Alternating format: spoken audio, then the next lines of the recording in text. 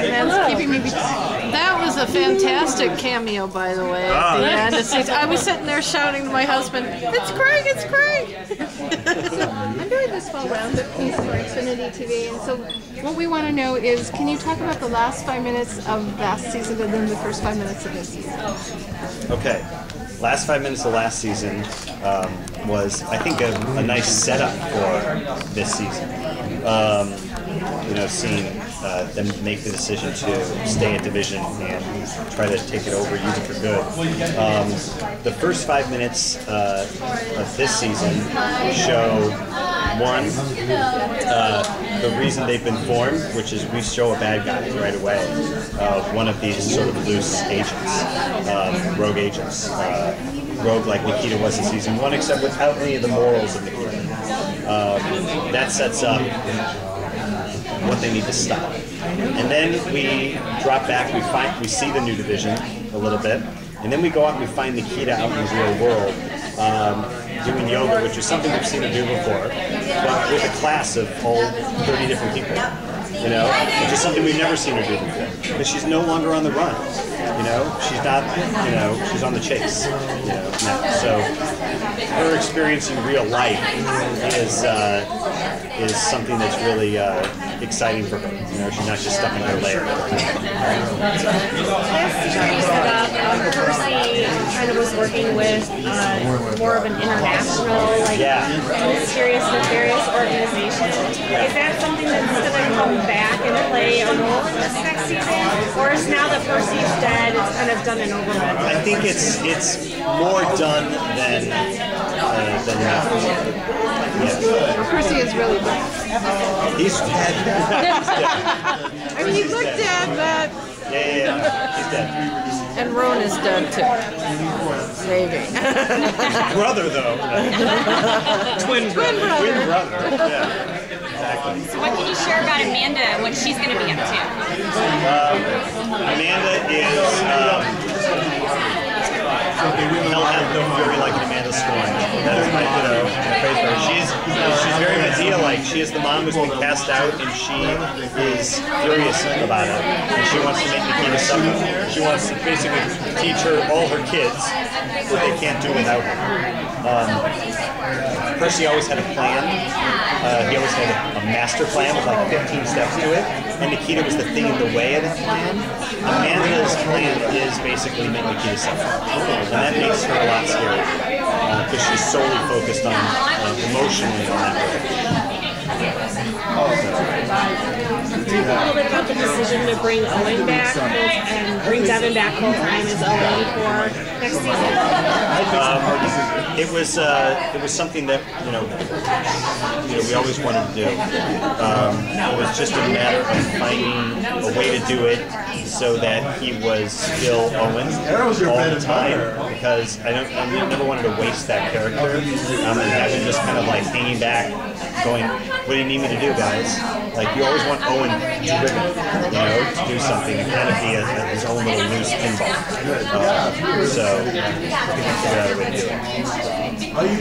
So one of the things that was important at the beginning of last season was that Nikita kept saying she wanted a personal life, but here now at the end of the season she's made the decision not to really have one, to keep, to be involved in the division. Do you think that's a realistic thing that she would do? Well, she does have a life now. That's the thing, is that what she came to realize is that this is her sort of life. You know, this is like what she does now. I think what she's more not used to is she is a loner, a lone wolf, and now she's brought this family around her, which was never a plan, it just happened. And now she's sort of in this house with these people, and that's something that I think starts to make her tough. Because I think she's always somebody who just, that independent streak is something that's part of her. So each episode will like have its own bad guy, and then will there also be a season long arc? There will, not to you know.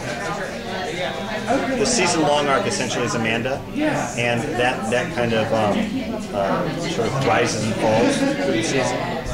but I'm really trying to make it more of a standalone season. And then the love and sex arcs are things that move through. Those are things that are bigger this season. They kind of move through, but they can live within an episode, and so you don't have to have somebody like Carla Bennett come in for like 3 episodes and kind of take over the arc. That I don't think is something we're going to do. We have like a character comes in for like 3 episode big. So we learn at the end of the season that all these weekly baddies were doing their work at the behest of Amanda. No, they're not doing their work at the behest of Amanda. It's not the Kevin Bacon show or whatever. I think she put that offer out there. A couple of them took her up on that, but a lot of these people went into business for themselves. Yeah, and they're all in their own different worlds. Well, Some of them I are didn't know. crazy. I thought there was going to be. Let's talk a minute a little bit about where the idea for how this kind of setup or new setup for this new season came into the story, came into your heads, and when it was decided that this is how it was going to go for this season. It was sort of again at the beginning of the second season. Was sort of if we got a third, this is sort of what it would look like. I've always loved shows like. I love in the Bourne movies, whenever Bourne goes up against another Redstone agent, I always feel like those are the most exciting parts for me. And I like things where, like a show like Highlander or something like that, where there's a bunch of special people out there amongst regular people, and we go out and we're special like them too, and then we encounter each other across sort of a sea of regular people, and all kinds of mayhem, erupts as a result. It's something about that I've always dug.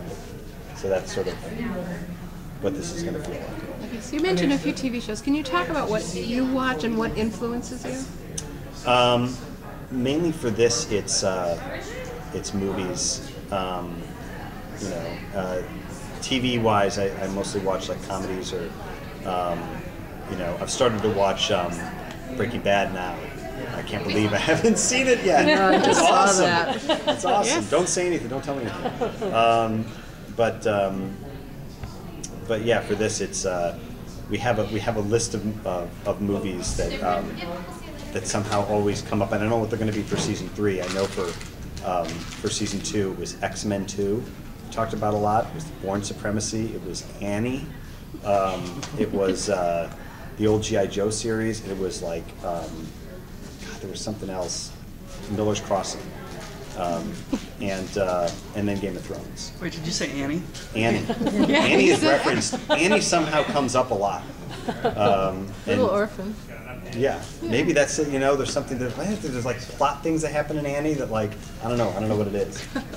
You can predict certain things that are going to happen in season 3 if you go watch it. So this idea of springing division on everybody who was fighting against it, it was Nikita's decision, but not everybody else necessarily wants to embrace that decision. Who's going to be the first one to kind of say, screw this, I'm out of here, I'm not going back to the big old mean monster kind of machine? Nikita. That's interesting. Yeah. So she's going to have trouble with the authority of the government? Is that the idea? She's working for the man now. She's used to fighting the man. And sort of once she starts to realize that that's what's happening, she becomes really uncomfortable with it. Michael is a patriot. He was not from death row. He was he was a soldier before, so he's totally on board with this. And that sort of brings up some sort of dinner table discussions or whatever. For that. So is it less her hatred of authority or whatever, or more she doesn't think that everybody should operate in the gray areas? The world's kind of a gray. There's a couple we have an episode, I think it's like our 3rd episode, where one of the division agents, who's out there was undercover in some kind of radical group, and has sort of drank the Kool-Aid of that group and has joined it and is basically teaching this group division tactics. And they go out to stop it, and it's a group that Nikita's like, these guys are like Robin Hood. They're hitting defense contractors. Like, I agree with them, So it's that sort of thing. You said that.